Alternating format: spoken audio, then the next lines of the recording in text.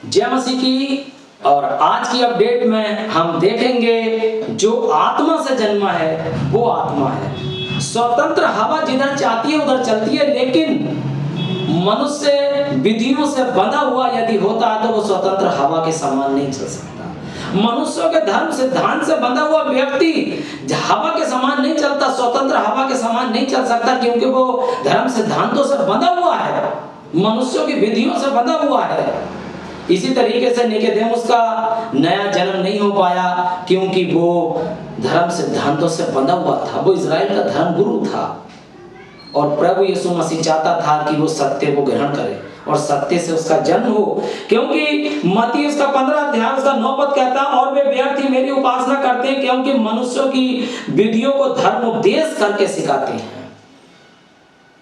जब यीशु मसीह इस पृथ्वी पर आया तो उसने उनसे जब बात की तो उसने पाया कि ये लोग मनुष्यों की विधियों को धर्म का उपदेश करके सिखाते हैं। और निकोदेमुस भी धर्म गुरुओं में से, इजराइल के धर्म गुरुओं में से एक धर्म गुरु था जिसका नया जन्म नहीं हो पाया था। याकूब 1 अध्याय का 18 पद कहता है, उसने अपनी ही इच्छा से हमें सत्य के वचन के द्वारा उत्पन्न किया।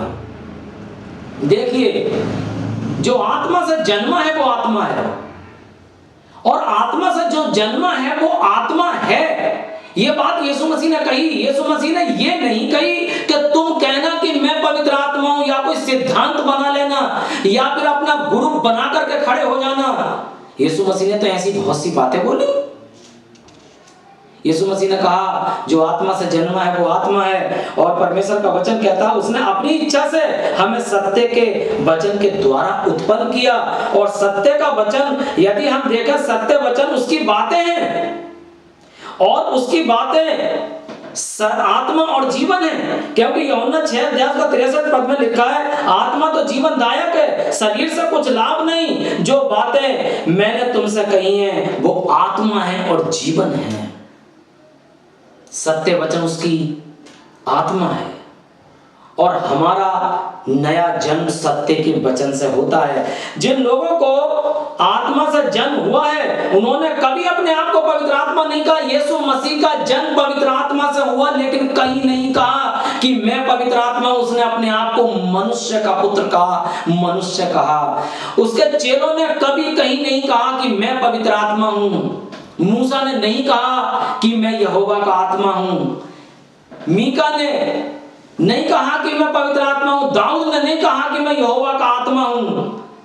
और यहेजकेल ने नहीं कहा कि मैं पवित्र आत्मा हूं। यूसुफ ने, मीका ने, यहेजकेल ने, भविष्यवक्ताओं ने कभी नहीं कहा कि मैं पवित्र आत्मा हूं।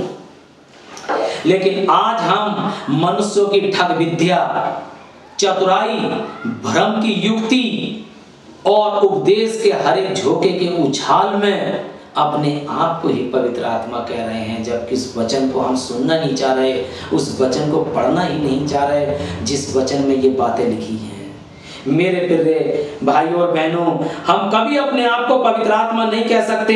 पवित्र आत्मा मनुष्य के अंदर जुम्बस करता है, पवित्र आत्मा समाता है। सत्य के वचन के द्वारा यदि हमारा जन्म हुआ है तब भी हम अपने आप को पवित्र आत्मा नहीं कह सकते, क्योंकि पौलुस अपने आप को पापी कहता है।